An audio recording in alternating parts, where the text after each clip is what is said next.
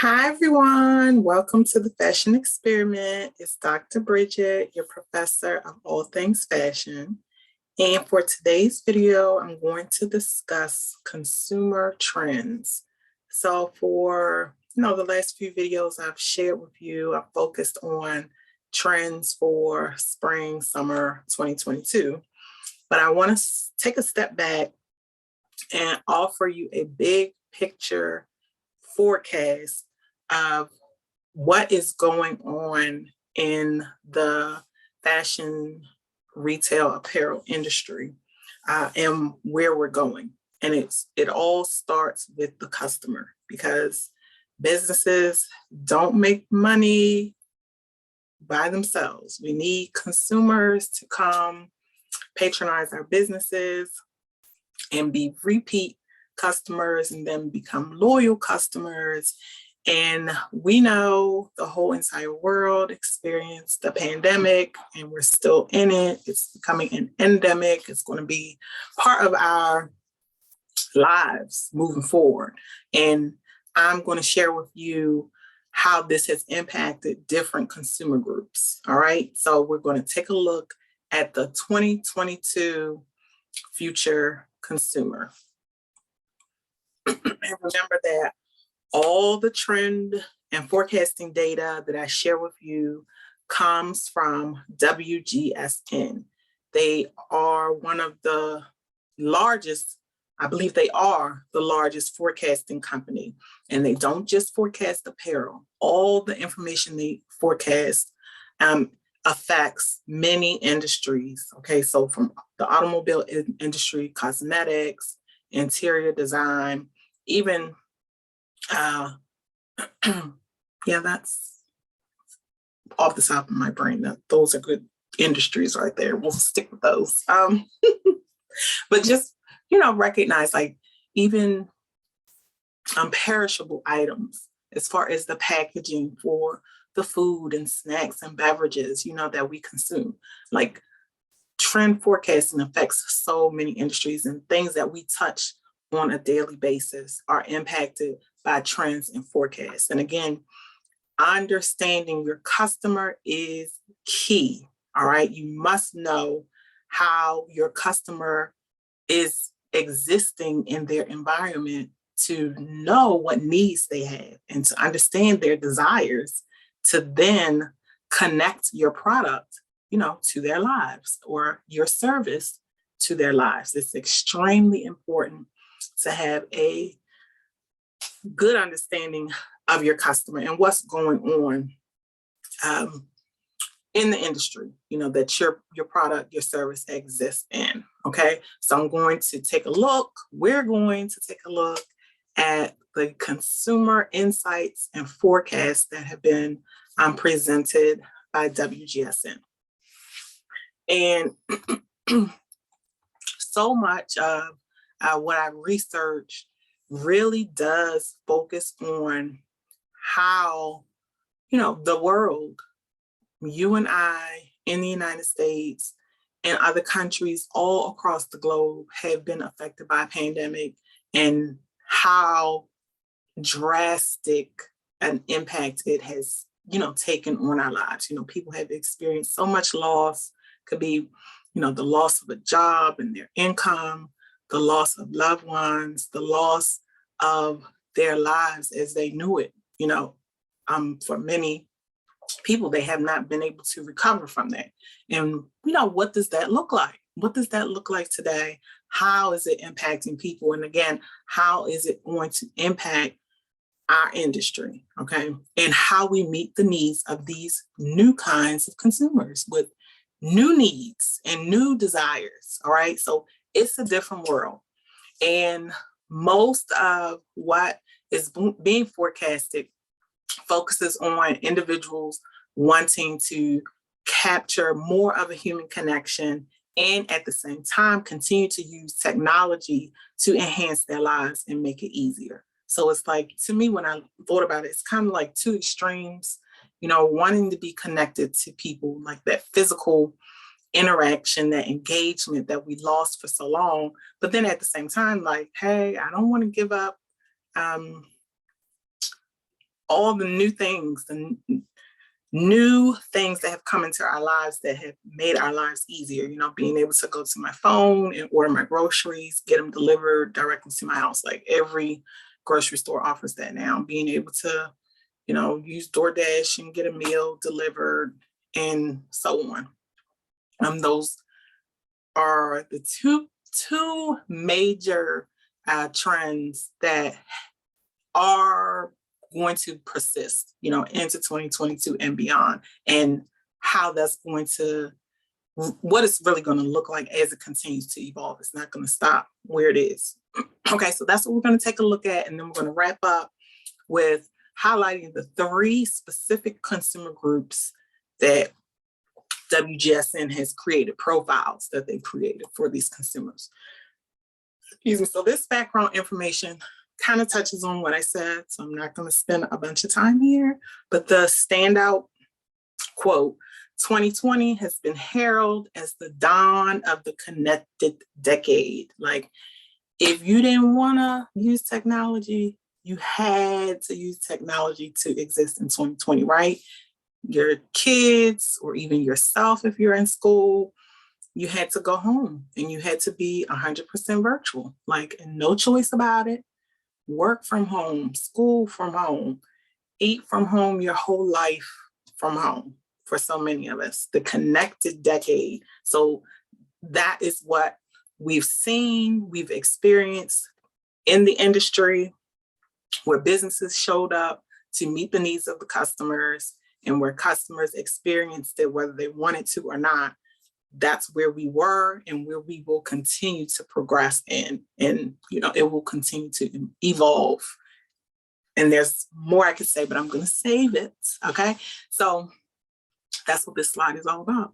That connectivity through digital connectivity is what I'll call it. But the human aspect, we can't let it go. We want things that we used to have, want to be able to just pop in at a friend's house, go out to a restaurant, just enjoy life the way it was while connecting with others. Okay, so focusing on the new digital connection, WGSN highlights a new society that they're calling desynchronized society. So basically, desynchronized society, where people continue to do many of the same things, but they don't do them at the same time or even together. And the main thing that they highlighted was the new workflow. Really, the 9-to-5, it exists, but we, because of the pandemic, we had to shift. We had to shift and go home. We had to make so many adjustments within the that corporate environment, or whatever environment you found yourself in working. It was not always the standard 9-to-5, 5 days a week position. People are working longer hours, working at home, working in totally different environments, working using virtual platforms. That's the new normal, as they say. And it led to the desynchronized society, where we're not on that traditional work week, traditional in how we engage with our fellow coworkers and colleagues. It really changed things. Okay, so now we're going to talk about the feelings and emotions of our customer, because if you looked at any of my color forecasting videos, you would learn that color forecasting is all emotional. And this is a path and a process that we are embarking on called forecasting and predicting trends. It's all about the human, all about the person, all right, and their environment and how they interact with their environment. So this, it is highly psychological. I'm going to do a video on the social psychology of fashion. It's not just about looking cute and just throwing on anything. It's very psychological. So anyway, feelings. while we all have gone through a trying time, guess what? We're not going to stay down. We're going to get back up.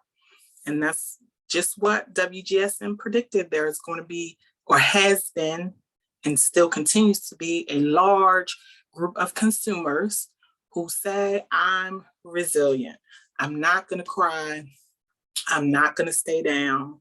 I'm going to acknowledge, what I've experienced, acknowledge the negative emotions, and keep pushing forward. Okay, so that's a group of consumers. And this consumer group, with the sentiment, they're saying consumer sentiment, with this thought process, is connected to all the trends that I've talked about previously that focused on what they titled joyful expression, to say, hey, I've been through a lot. I'm not going to wallow in it. I'm going to get up and I'm going to live my life and be grateful that I'm still alive. Joyful expression with every moment that I live, still existing in the pandemic. But guess what? I'm going to live my life. I'm going to thrive where I am. So that is one consumer sentiment. And then the other is radical optimism. So it's like next level, and they call it optimism isn't uncool, it's being rebellious.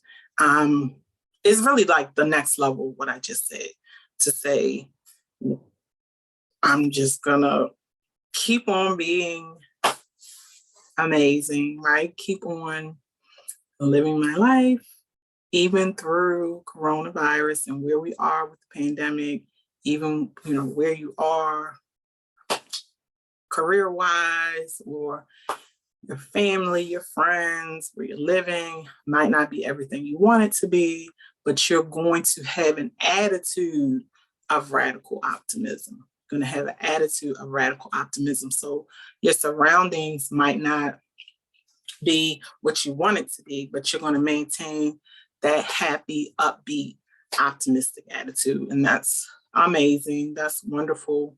That's how we all should be, because, what is being negative and sad going to get you? But it's always important to acknowledge your feelings. Acknowledge your feelings, however long you need.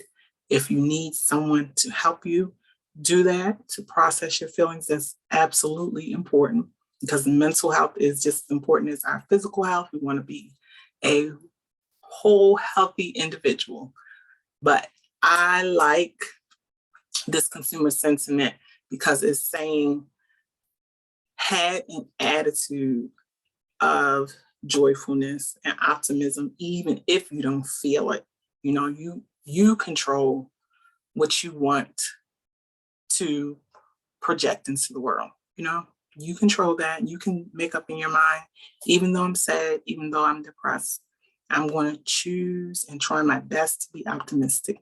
And you take it a day at a time, every day, make the choice and see how far it gets you. It's something you got to practice, though, if you're not there, but you can get there. We all can get there. All right, so now that we looked at where we all are in the world, what has happened to all of us and what we've all had to live through, and the two consumer sentiments that WGSN has highlighted. And I will say that there were more than two, but I'm choosing to focus on the positive and not the negative.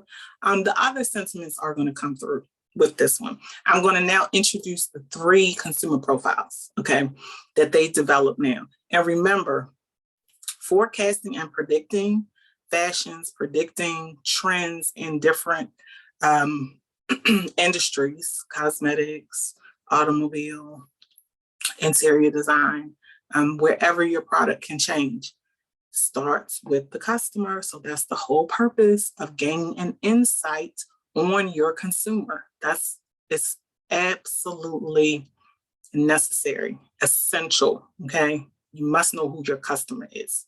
All right, so the first profile is called the stabilizer. So these are the ones, consumers I'm speaking of, that really were in the trenches of the pandemic and, struggle. Can you imagine being a first responder? Can you imagine having to be, on the front lines, being those essential workers, even if you weren't in healthcare, weren't a firefighter or a police officer, but maybe you work in a grocery store and that's where you had to be to make money, to feed your family, take care of your family. Like, that is a lot. That is a lot. And those are the ones who, may have a more difficult time embracing the sentiment of optimism and joyfulness, but they need it the most. But this is an important group of consumers because so many of our citizens in our country fall into that group of consumers, and their needs need to be met. Okay, they shop for lots of products. They will continue to shop for products. So, what are they looking for? That's what the insight is going to share with us. So the keywords that were used to describe the stabilizers were time pressed, overwhelmed, and burnt out. So how can how can the industry, retailers, businesses, and organizations engage these consumers? And everything was about simplicity and calmness. Simplicity and calmness. All right, so simplicity matters. They don't need a whole lot of fluff. They need what they need. They need to get it in as quick means as possible. You know how you're able to distribute the product and go. So decluttering the shopping experience is what was highlighted there for the stabilizer consumer. And then commerce. They want products, services, shopping experiences, both virtual and in person, to be calm. So here we go back to the ambiance of the shopping environment. And you can create that in a virtual space as well. You really can.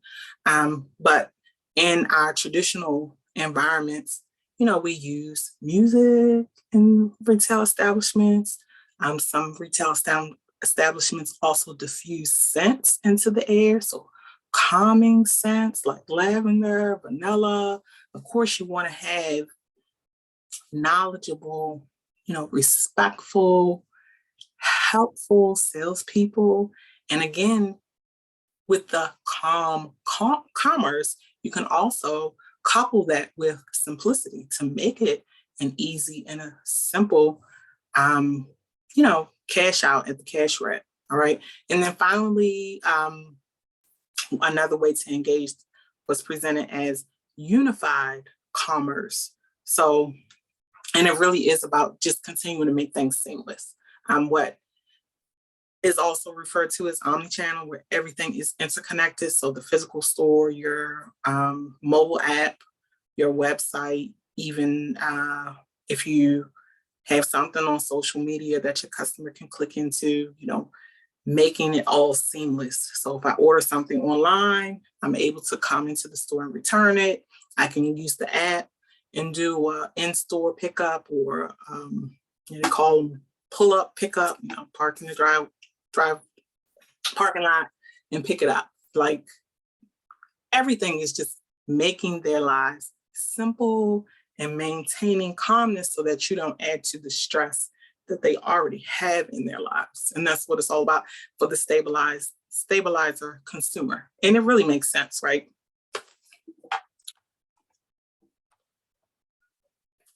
Excuse me. So now we're going to move to the next, also my wrap up of the stabilizer. Well, I really don't want to do a wrap up, but here it is. Just know that while some of us may not feel constant pressure of how our world has changed and how some people's lives have truly been impacted forever, that cannot be reversed. Some people are still living in the depths and trenches, of the pandemic. And those are the stabilizers. And we need to be, sensitive to those consumers, and do what we can to bring calmness to our environment or whatever environment we exist in, Okay, next is the settlers. So who are the settlers? The settlers are the consumers who are associated with the resilient sentiment. All right, so they're career driven. It says urban expats. All right, hustlers. They lived in urban areas and they are now living in other areas. The data talked about individuals moving, okay, and so many people were uprooted during the pandemic and because of wildfires and other, natural disasters that we've continued to experience in our country. So just being uprooted from your home. Hustlers, just a go-getter. Also, they're community invested, focused on environmentalism. That was another theme that ran through the consumer insights. Sustainability, and that's something that you're going to continue to see over and over and over and over again. So these are the go-getters, the people who, as I've shared before, said, hey, I've been down, I've experienced some hardships, I'm not going to stay down, I'm going to fight back and, take my life back, right? And I'm going to hustle and get what I need, right? And while they're taking their lives back, their families, their homes, their careers, their communities, they're giving back. And that's the great thing. There was data that highlighted the desire of millennials and Gen X generation consumers to give back to their communities. And that's great. That's really, encouraging. So ways to engage the settlers consumers. So first is action the archives. All right, let me get it together, right, guys? Okay.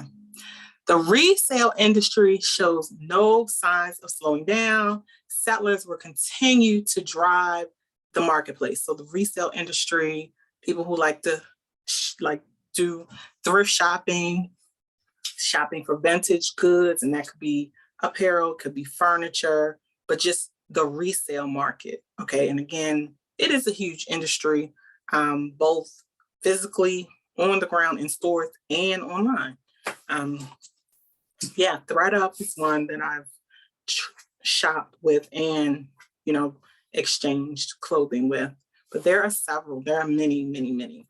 So the settlers are into that. And that is the theme related to sustainability, which will continue to also pop up with today's consumers now in 2022 and moving forward. These are themes related to consumers that are part of what they desire, what they need. So it's not just going to dissipate, okay, like a trend for spring, summer. No, these are the consumers that we have that will continue to evolve.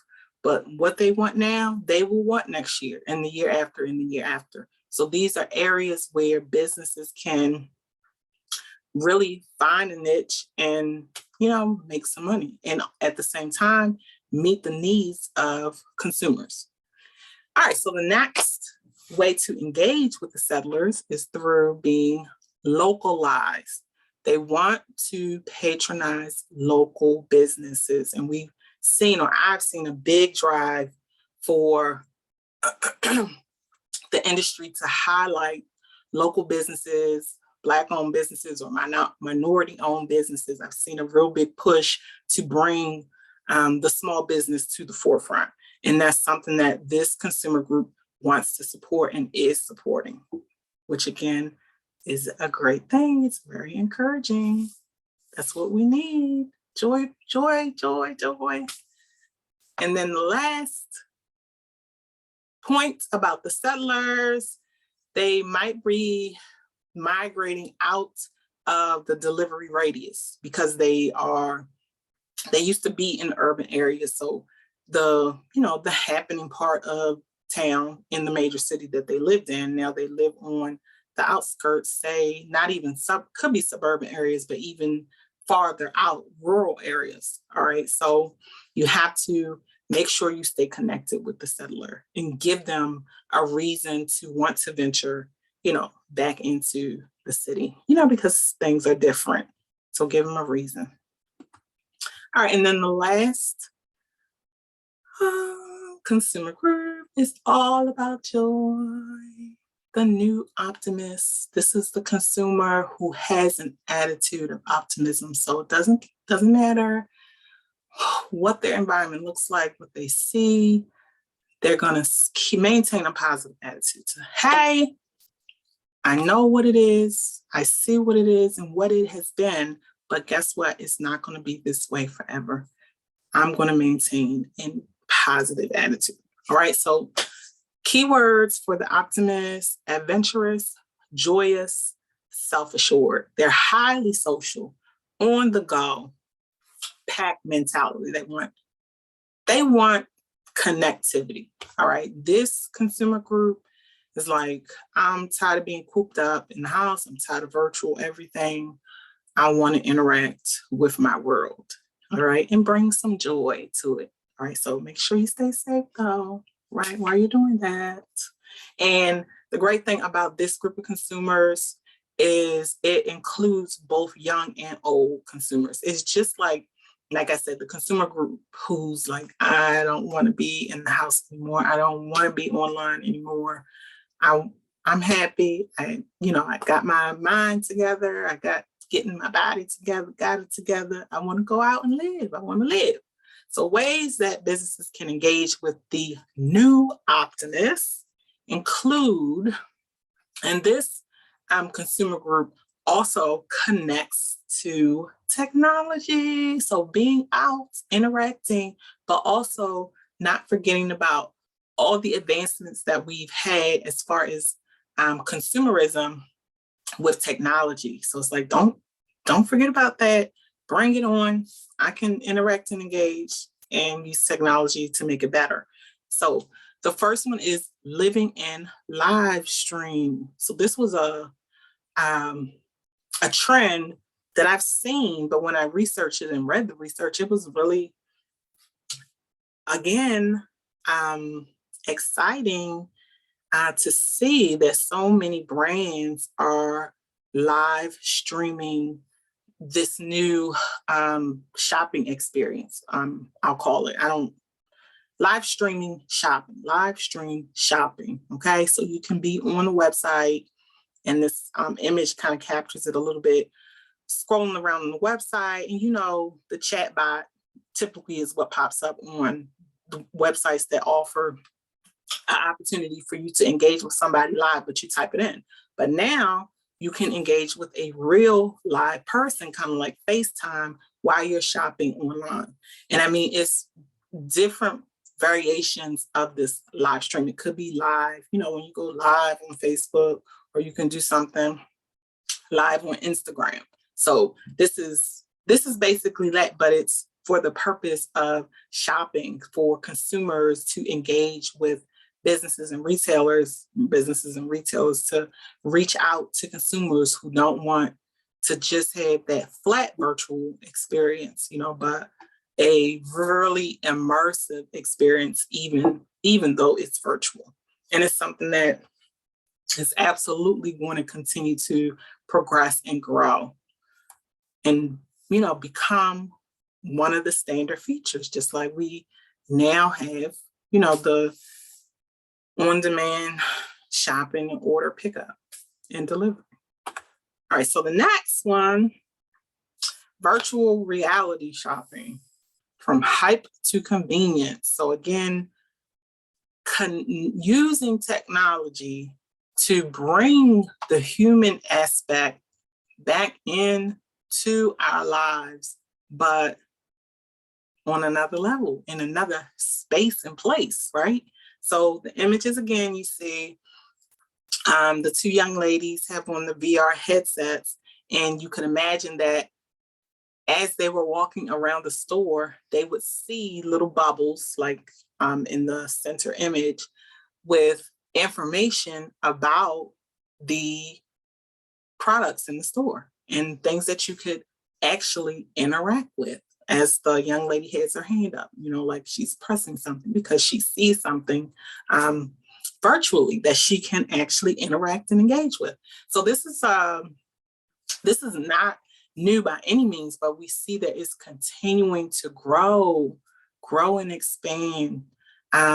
So I've seen virtual reality fitting rooms, like the bottom image, basically. That's not a fitting room, but an example of how you can select an avatar that's similar to your body measurements. You might be able to even enter your body measurements and then try on garments that way. Okay, so what I'm calling like a virtual fitting room. I've seen that. So this is like a step up from that. And again, it's exciting because we're at the beginning stages of it, but at some point, this is going to be the common way to shop, the common way to immerse yourself in a brand. And it's exciting because it gives you an experience. And if you wanted the human connection, that can also be built into it, and it's exciting because it's new. And then finally, on-demand evolution. So I mentioned this already, but this again is the next step. So not just ordering your groceries, for delivery or pickup. Now you can do it with someone else. So maybe you have a friend over, or they're wherever they are, but they're coming over. You can do a split order. You can order with friends, order with coworkers. You see the image there. So 7-Eleven is doing it. And I think not DoorDash, but another food brand is doing it. So an opportunity to interact with somebody else when you order your food. Okay, that's just one example, but it's about creating opportunities to engage with other people for your customers. All right. So examples down here are to develop, special events like a festival or outdoor venue event, or even a sporting event if it's consistent with your brand messaging. But just try to think of other ways that you can engage your customer and also sell your product or your service. All right. And finally, the power of the pack. So this was kind of interesting to see, but it was good to see, but it was interesting to see, like, with all the ways of engaging the new Optimist consumer group that focused on technology. At the end, it kind of brought it back full circle to traditional things like your tried and true marketing strategies that have always worked will continue to work. So it's like, while you're trying to engage your customer virtually using technology, don't forget about the tried and true marketing and sales promotions that have worked and will continue to work. So they highlighted that at the end. So finally, we're wrapping up. The new optimists can't be pinned down by either age, range, or their physical location. They're a group of consumers who want to continue consuming. They want to stay connected. They want the physical in-person connection, but hey, they're open to virtual connections as well. And as long as you give them an opportunity to interact and engage, they will show up. So I hope you've enjoyed this video, Consumer Insights for 2022 for the future consumer. Please make sure you check out videos on my channel and come back soon. Bye.